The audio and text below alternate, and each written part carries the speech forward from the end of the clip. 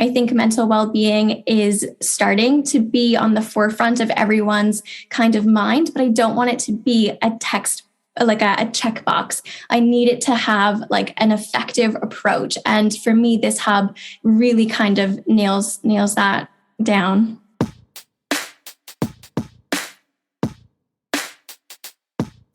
So many of them come into sessions going, I hate maths is boring, ugh.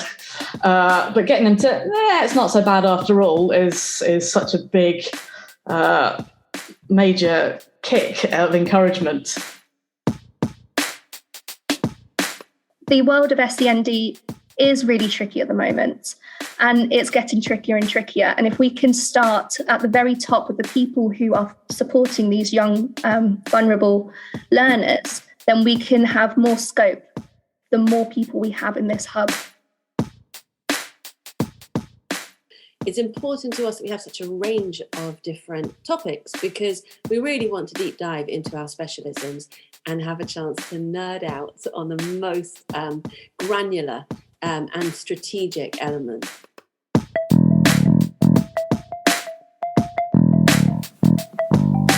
Hello and welcome to the Qualified Tutor podcast, the podcast that brings you the latest in the world of tutoring, edtech and education, and hopefully inspires in you the big change that each and every one of us is capable of. Qualified Tutor is an industry-leading tutor training organisation and online tutoring community for thousands of tutors around the world. This podcast is the voice of this community, where we aim to hear from tutors, teachers, entrepreneurs, coaches, business experts, students, tutorpreneurs, and more from the world of tutoring about what inspires them every day, how they can help tutors like you, and what they've learnt about tutoring along the way. The question is, what will you learn today? Hi, it's your regular host, Ludo Miller here. This week, I'm passing hosting responsibilities over to not so irregular fellow host Julia Silver, founder of Qualified Tutor, who will be leading the conversation around the launch of the Qualified Tutor Specialist Hubs. These hubs, which were officially launched at the end of the Love Tutoring Festival 2 in late January of this year, are launching proper. It's the end of the free trial on Sunday the 6th of March next week. We got the time to speak to 4 out of the 7 hub leaders today, which is a pretty big achievement given how busy their diaries are. It's an open, honest and vulnerable conversation between truly committed practitioners, and I defy any listener not to at least check out the various hubs at the end of this episode. You can find all subscription information about each of these 6 specialist hubs. That's English, Maths, Science, Special Educational Needs and Disabilities, the Business of Tutoring, and Wellbeing. Each of which run fortnightly live meetups with plenty of learning and discussion in between. And you can find all of that at qualifiedtutor.org/specialist-tutor-hubs. That's qualifiedtutor.org/specialist-tutor-hubs. Enjoy.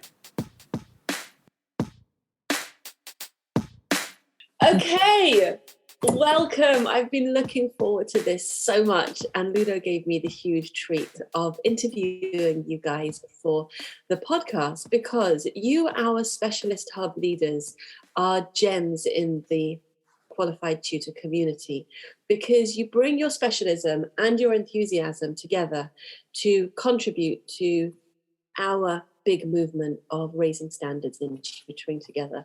And that key point together is what this is all about. We believe that tutors need tutors. We believe that we need to be working alongside each other as colleagues, and we need to have mentors, we need to have guidance, we need to build feedback loops, and we need to have a safe place to ask our questions and be human beings. So that's what the specialist hubs are all about. They're a chance for us to be vulnerable, to be open, to be honest, to be curious, to be reflective, and to be professionals above all, in that really, really human way that we value so highly. So without further ado, I'm going to ask each of our specialist leaders to introduce themselves. And I've only given them 60 seconds, so if they speak really fast, please forgive them. Andrea, I'm starting with you. I had to be first, didn't I? Well, thank you, Julia. Well, my name's Andrea Gatsby. I have got 18 plus years now in education as an English teacher, subject leader, and obviously more recently, with ECT training, so early careers teachers training and CPD development. And I've taken the best of that, hopefully, and got into tutoring, where I tutor students that range from a lovely group of year sixes at the minute to 11 plus all the way through to A level. And I wanted to do the Tutor Hub because I wanted to bring the best of my experience and encourage others and take some of my nerdiness about English and about pedagogy and sort of raise the bar for what we tutors can achieve, particularly in the very idiosyncratic tutor space where one-on-one and sort of one to few, we can really make big strides in students' learning. Well, I'm Helen Osmond. I have been tutoring GCSE and A-level maths now for 12 years. And love kids finally getting it with maths. So many of them come into sessions going, I hate maths is boring, ugh. But getting them to, it's not so bad after all is such a big, major kick of encouragement for them to do. So that's my passion in teaching and tutoring maths. And as a hub leader, it's been great to connect with other tutors to see how they do it and to share together, all learning new ways of doing things for new approaches. And and it does help to also fill in some of those daytime hours, which is harder to fill as a tutor. So there we go, that's me. My name's Kayleigh and I am the leader of the SEND Hub.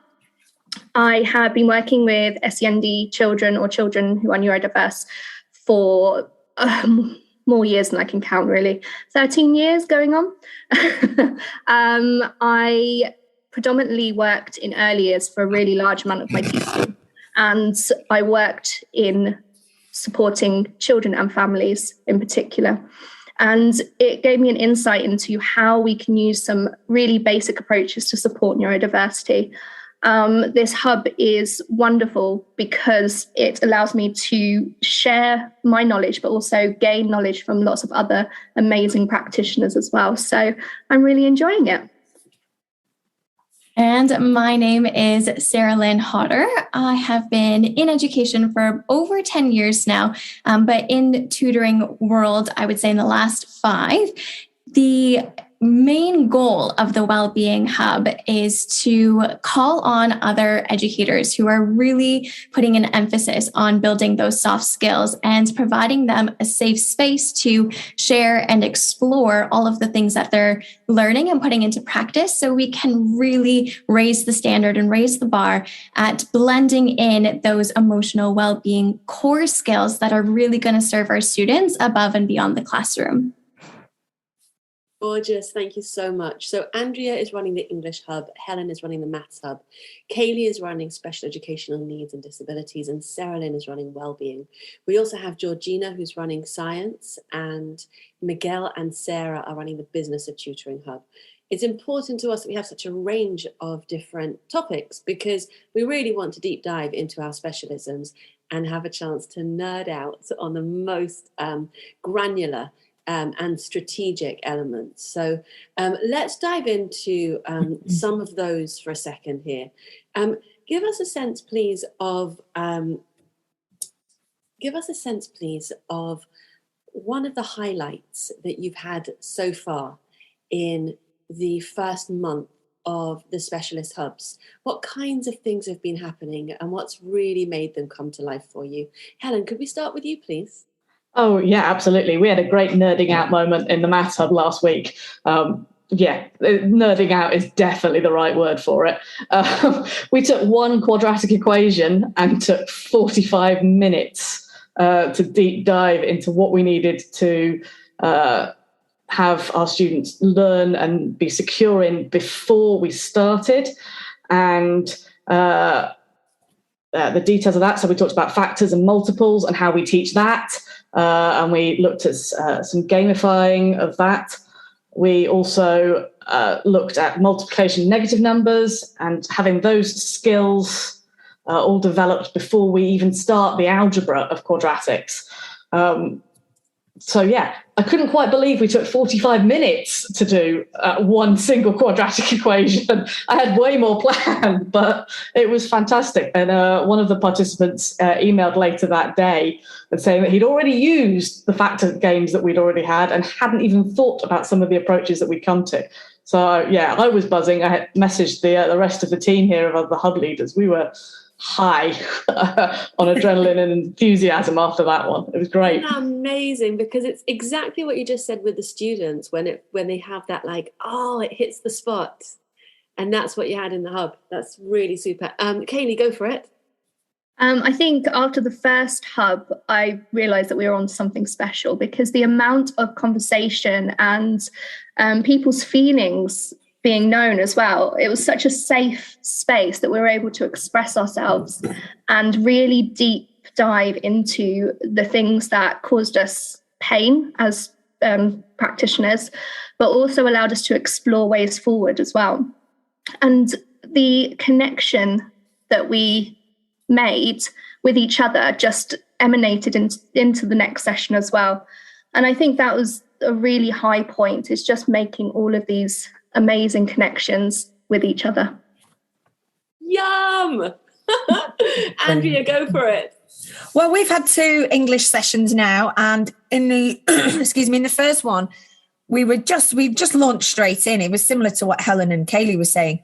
Everybody just felt very at home very quickly. People were quite clear about what their needs were and what they were hoping to get from the hub, which meant I was scribbling things down furiously. And so I loved the vulnerability and the openness of which to what people were hoping for and the way they approached the hub. So we looked at our strengths, weaknesses, what we were hoping to work on. But ultimately, as a tutor, when so many of us are juggling other balls, like I'm still actually working in a school as well, it could be about time or trying to find ways of being able to manage our time better so that we can become better at the nuts and bolts of what it is that we're doing, which is effectively tutoring our subjects. So that was really good. And then this week, excuse me, I've already had some fantastic feedback about cognitive apprenticeship that I spoke a lot about in my session, and about how we as experts can involve our tacit thinking. So the thinking that's unknown, the thinking that's innate, and how we pass that on to students. So that was quite a cerebral session where, because English is such an intuitive subject, to be able to take the intuition and the sort of flair that we experts teachers have, and then be able to sort of, how do we then express that to students? That was something that we were trying to unpack in that session by introducing people to the whole idea behind cognitive apprenticeship, which is about the thinking about our thinking and how we can translate that to students. And I've had some super feedback already about that and about all the hard work that I put into it. So yes, it will not be without making you think and making you develop, and hopefully giving you lots to practice over the coming weeks. I love that all of the hub leaders are talking about the vulnerability that we are experiencing from not only ourselves to show up and have to kind of be really transparent about what we're looking for and what our practices are, because we're opening ourselves up to kind of questions. And I love that in the Wellbeing Hub, that vulnerability was kind of just baked right into the sessions as well. We had a lot of really beautiful conversations about mental well-being and our journeys with it. And when you want to go through, or when you sign up for a Wellbeing Hub, it can feel really intimidating, because mental health, sometimes we have this vision that it means that we're unwell or that we're not at our top form to be talking about mental health. But I think the point of the hub and the beauty that I saw in it was that we acknowledge that we actually were all being really honest, that mental well-being is something that we all experience. Mental health is something that we all have. And so having that conversation and practicing holding space for one another, I'm really excited to see how that will translate for everyone into their communities and their spaces as well. Sarahlynn, when you talk, you sort of bubble over with healthiness. And it's just delicious. And it makes me really feel that we're doing something really responsible here by providing this kind of conversation for tutors to tend to our own well-being and to tend to the well-being of our students. So thank you so much for bringing that to us. I wanted to ask you next about leadership, because it's not just we're launching these hubs. You guys have actually opted in to take a leadership role here. And I'd love to know what that means to you and also what's motivating you here. Kayleigh, can we start with you with the Send Hub, please? Absolutely. So as I kind of explained in the beginning, I've worked for many, many years with families of young children who have recently been diagnosed or are going through diagnosis process. And I did that in a managerial role at an early years nursery. And from that, I started training other teachers in the nursery, and it gave me so much joy to be able to share that learning and also to be learning alongside everybody else as well. And this hub just allows me to expand that, because the world of SEND is really tricky at the moment. And it's getting trickier and trickier. And if we can start at the very top with the people who are supporting these young, vulnerable learners, then we can have more scope the more people we have in this hub. So this was a really exciting, no-brainer move for me. I think that's delish. That idea of scope, that's what it's all about, hey? Andrea, could come to you next. Yeah, so similar to Kayleigh, mine comes from a background really of training and mentoring NQTs, mentoring trainees. I did that across a multi-partnership school, a multi-academy trust on the South Coast with 16 partner schools. So I got a real kick out of actually focusing on what is the important things that new entrants to the profession have to have. And so it really made me evaluate what I think is important, because I was designing basically a whole subject leaders course for trainees coming into the profession to help them be good practitioners. And so that is hard. And I got so much out of thinking, well, what do I think is good? And just that whole reflection process and observing trainees and training trainees really made my practice better. And I want to be able to bring that to other tutors in this idea that by forcing myself to think, I'm going to read up a little bit more on cognitive apprenticeship. I've read this great book on writing skills, and to be able to bring that passion that I did have in schools for pedagogy and subject knowledge and bring them both together is the reason I want to do it. And I do feel that the transitioning from the teaching space to the tuition space is such an incredible opportunity to really drill down on what subject related sort of knowledge we can embed and build on, as well as pedagogically, because the remit is so much wider than it is in schools.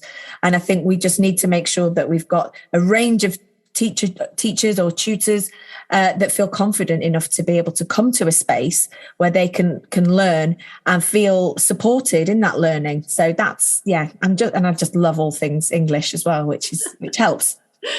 Andrea, I share your passion, and not only for English, which of course I do, but also for this sense of helping other practitioners. And how sad would it have been if you'd left school and stepped off the leadership track?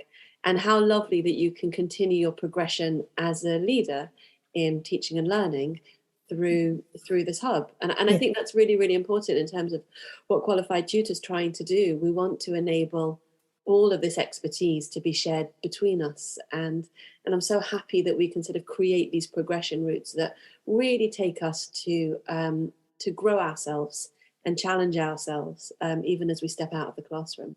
Sarahlynn, what are your thoughts? Absolutely. So while I was teaching in the classroom, I kept noticing that I would have students come to me with mysterious belly aches and really odd headaches that would just pop up at different times. And they didn't have the language to really explain to me what was going on or how they were really feeling. And for a long time in the classroom, I felt stuck. I felt like I was being pulled in two directions. And I feel a lot of educators who decide to leave the classroom have have the same kind of feeling of being pulled. There's the want and the need and the drive to teach humans into being better, lovelier humans. And then we have the paperwork and the structure that is also there. And so I believed that the best way that I could really support students would be to leave the classroom. And that was a really big decision, and it is a really big decision, and I empathize with everyone who is on the fence still, because it's not something that we take lightly. But to stand for my value of really being able to support well-being is something that I know I'm not alone in. And so this hub to me is a wonderful space where not only can I kind of share my own experience of embedding well-being into tuition, which is what I've been doing over the last 5 years and building the business, but it's also my space to welcome in other practitioners who are curious or unsure, or who are also dealing with uncertainty in handling their students, and just giving us a conversation. I think mental well-being is starting to be on the forefront of everyone's kind of mind, but I don't want it to be a text, like a checkbox. I need it to have like an effective approach. And for me, this hub really kind of nails that down. So I didn't necessarily come in through the classroom in the same way as many of my other hub leaders did. I did my training, but unfortunately had to withdraw with ill health. I've been tutoring since then, keeping my teaching skills up, but without the support of having a department office, without the support of having other teachers around to learn from other approaches, other skills, how to deal with somebody that has dyslexia and is approaching a maths question, or somebody that has dyscalculia and has a maths problem. All of those sorts of skills I've had to gain on the fly through my first years of tutoring, just not having the background. And that's why I want to do this as a hub, is to start supporting those tutors that haven't necessarily come in through the classroom. Many that have come in from, and probably this is potentially more of a sciencey side of things, science and technology and the engineering and the maths. A lot of people come into tutoring because they've come out of industry. They've come out of where they've used those skills for a job, and they've picked up tutoring to earn a few more pennies or something in the meantime, but they don't necessarily have the pedagogical skills to teach it well, or to deal with some of the misconceptions that are arising. So yeah, that's why I want to do this as a hub, because I've learned some of those. I've made those mistakes over the years that I've been tutoring.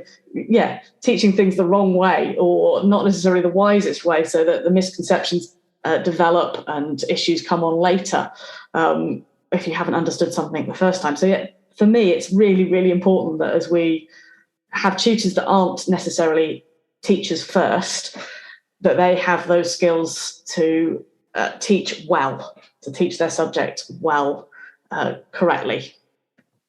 I think there's so much empathy in what everyone said here, as well as passion for the subject. It's passion for helping people, isn't it? And helping other tutors to do a really good job for their students. And that lovely thing that Sarahlynn said about, I know I'm not alone. I know there's other people here who would love this support also. And I think that's really where we're all coming from.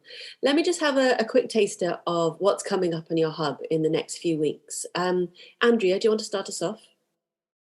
Over the next few weeks, well, we've obviously had 2 weeks of a trial week where we've just been establishing sort of expectations and who the hub members might be. But we're going to try and focus a little bit more on tying in ideas with where we are sort of in the calendar year as well. Now, obviously, the key thing that's coming up is preparation for either SATs tests for the first time in 3 years, and also the same with GCSEs. So a lot of it ties in with some of the things that Sarahlynn was saying as well, that a lot of people are worried about how their students are coping with that. And I sometimes have to tell parents just that we don't need to do that just yet. So it's about trying to help make sure that tutors are in the right place to be able to support, students in the, for the big subjects, which obviously are English and maths at GCSE. And so with English, we suddenly get a lot of influx of tutors asking about how to improve their knowledge, perhaps of the examination papers, or how to sort of look at how they can teach certain things well. So it's going to be drilling more down on that and looking at how we can support students who actually don't need additional knowledge now, because it's exam time. They just need to know how to work the exam system better and how they can apply that knowledge better. So that's what I'm going to try and do. And then also in amongst that, we've got things like International Women's Day coming up next week. So we'll be celebrating certain key aspects of fabulous women. Obviously, the ones in this virtual room are some of them, but we will be looking at things to do with calendar sort of events that are happening as well. But the key focus is going to be examination skills. How can we make sure that our students are more confident, ready for those important exams in May and June? So we're going to be probably doing similar. Sometimes we'll be doing similar to what we've done last time with the quadratic equation. We'll go and pick some other past paper topics or some of the big crucial ones. At the moment within the hub, we are primarily GCSE specialists, or those that teach slightly younger who are going to be going into GCSE.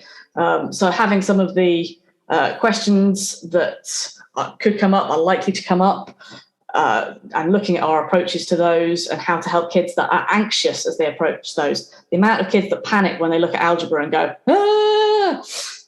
How do we help them get over that? And that is, particularly so as we build into the exam season coming up. We're hoping to get in some speakers who are going to help us with manipulatives. Maths is not as abstract as you think it is. We can use both digital and real algebra tiles and Cuisenaire rods and all those sorts of tools to help kids understand what for many people is an abstract concept. So we're hoping to get speakers in to help with that, and also to help us understand the misconceptions that students might have had earlier in their career in primary school maths, where they might have picked up misconceptions that we might then need to correct later on, and how that's going to impact. So that's all coming up. We have Pi Day coming up in March. Not quite sure what I'm going to do with it yet, but 14th of March, if you go with the American calendar, is Pi Day. That's P-I, not P-I-E. But I'm sure there's going to be some eating going on when we do that. So there's lots on the cards at the moment for maths.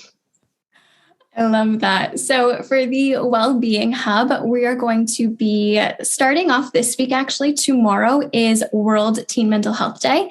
So we're going to be putting some bits in the hub for current members at the moment, just to make sure that we're giving them effective strategies and tools. So maybe we can start conversations around exam prep, tying that all in. But I also think that our hub is a space where we can, as educators, find the strength and the ability to advocate for our students on their behalf.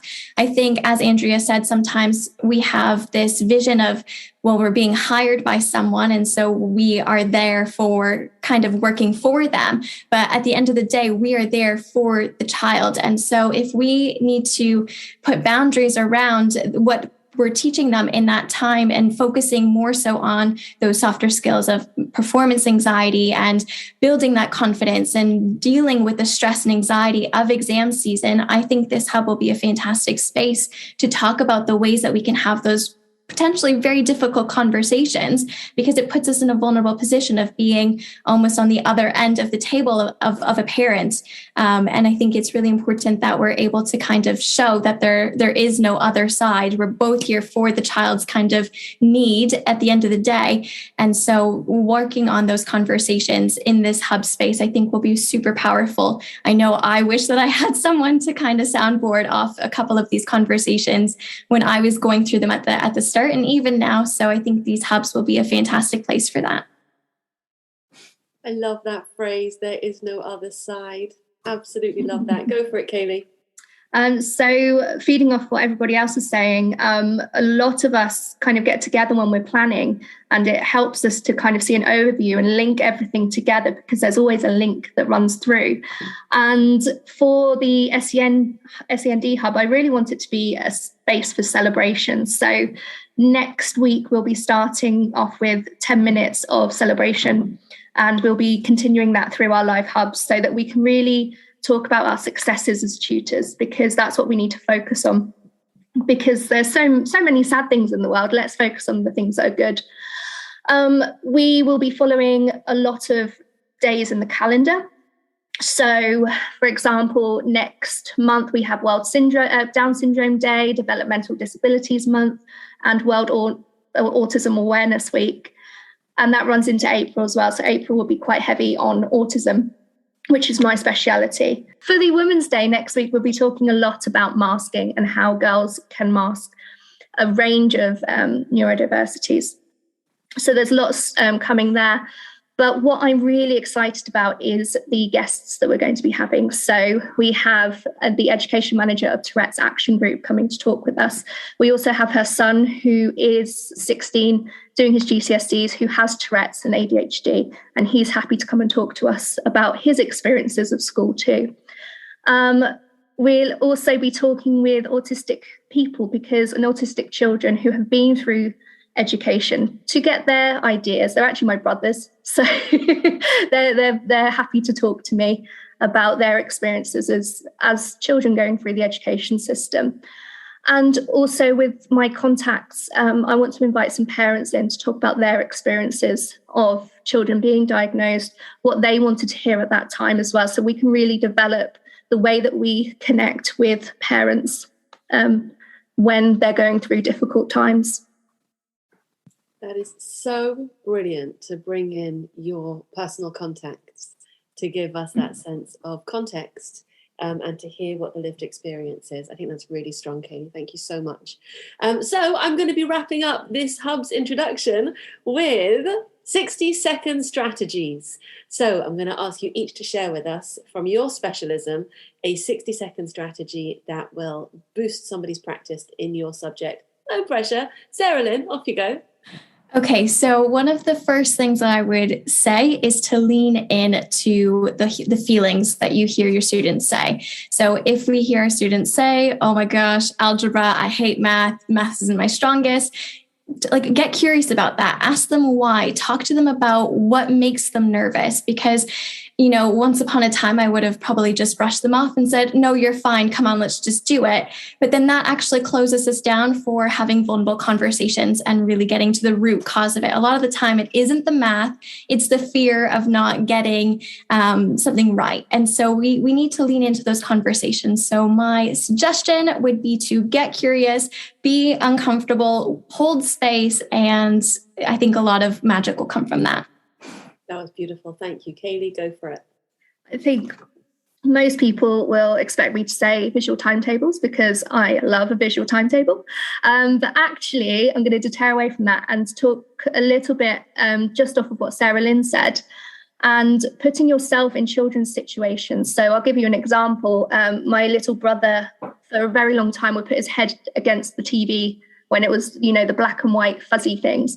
And we used to think, what on earth is he doing? Until I actually put myself in that situation and experienced what he was experiencing, then I could understand. So try and put yourself into situations that are new to you, situations that your children are exploring, any sensory issues that they're exploring, to better understand it, and to then move them on and to give them the experiences that they're craving. So for maths, I hated this question. One strategy. Narrowing it down was hard. Make it pictorial. Make it something they can visualize for your students. Find a way of making it something that they can see, either digitally or in your hands, some way for them to picture what is going on, so that they can start to grasp it. If you can link it to what they're interested in, even better. A lot of people find maths boring. So if you can link it to Premier League football tables, done that. Quality street tins, done that. I'm a big food person. Relate it to what they need and make it something they can picture. Was that 60 seconds? Yes. And Andrea, that was perfect. It was 58. Oh, wow. No pressure. No pressure. So to wrap up, one of the things that I do with younger students, we often have a little bit of a score. So I'll often have an interactive board up, and the students can either put in the chat the number that they feel that they're feeling as they come in. So it ties in a little bit with what Sarahlynn was saying with the little ones, like between 0 and 10. How are you feeling? And I said, and then we'll revisit it at the end. And often then they're so excited, they're writing in that they feel 10 million in the chat, which is really, really cute. So that works with the younger ones. With the older ones, I always start with retrieval, because it's hard enough as a teacher for students to remember what they learned last lesson. So I often start with thinking, all right, we've got to have, I call it their 5 a day, and it could be pictorial. I usually have a range of different aspects. So I tend to always start with retrieval, because they've got to try and remember what they learned 7 days ago, never mind last lesson. So particularly as a tutor, I might then put what they've learned last week, last month, last term. So you're trying to keep those sort of cognitive load light, but also trying to keep their working memory supported. So yes, I would say retrieval, start off with something that's retrieval based, and that's something I will be covering in the hubs. And also try and do with younger ones something fun to engage them, that gets them thinking about their moods and where they are when they literally come through your virtual door. That was more than a 2 for 1. That was a 3 or a 4 for 1 there, Andrea. Thank you so much, over delivering as usual. You guys, our hubs are going to be amazing. Science, maths, English, special educational needs, business, and well-being. We are so fortunate to have so many experts around us and amongst us. And I'm so grateful to you all for volunteering, for bringing your time and your skills to the table. You've been listening to Kayleigh Rapson, Sarahlynn Hodder, Andrea Gatsby, Helen Osmond, and of course, Julia Silver. Now, for all information, as I mentioned at the start of this episode, about subscribing to one or more of the hubs, simply go to qualifiedtutor.org/specialist-tutor-hubs. If you can't remember that, just head to qualifiedtutor.org and you'll easily navigate your way to the specialist hubs. You can sign up from today or at any point over the next couple of weeks. But the first paid sessions of the hub will be starting on week commencing Monday the 7th of March. At time of recording, that's next week. But if you're catching up on this, you can go to qualifiedtutor.org and sign up for the hubs at any point that you like. They'll be running for the next month, for the next 12 months, for the next 10 years, we hope. So that's your next place to head now, and we'll see you all next time.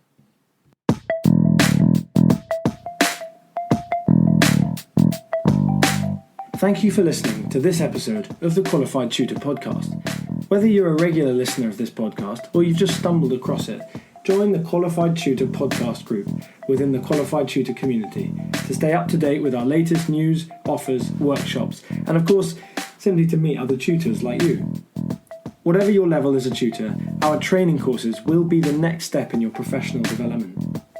Visit qualifiedtutor.org/training to find out more about our CPD accredited and Ofqual recognised courses, the first of their kind in the tutoring industry.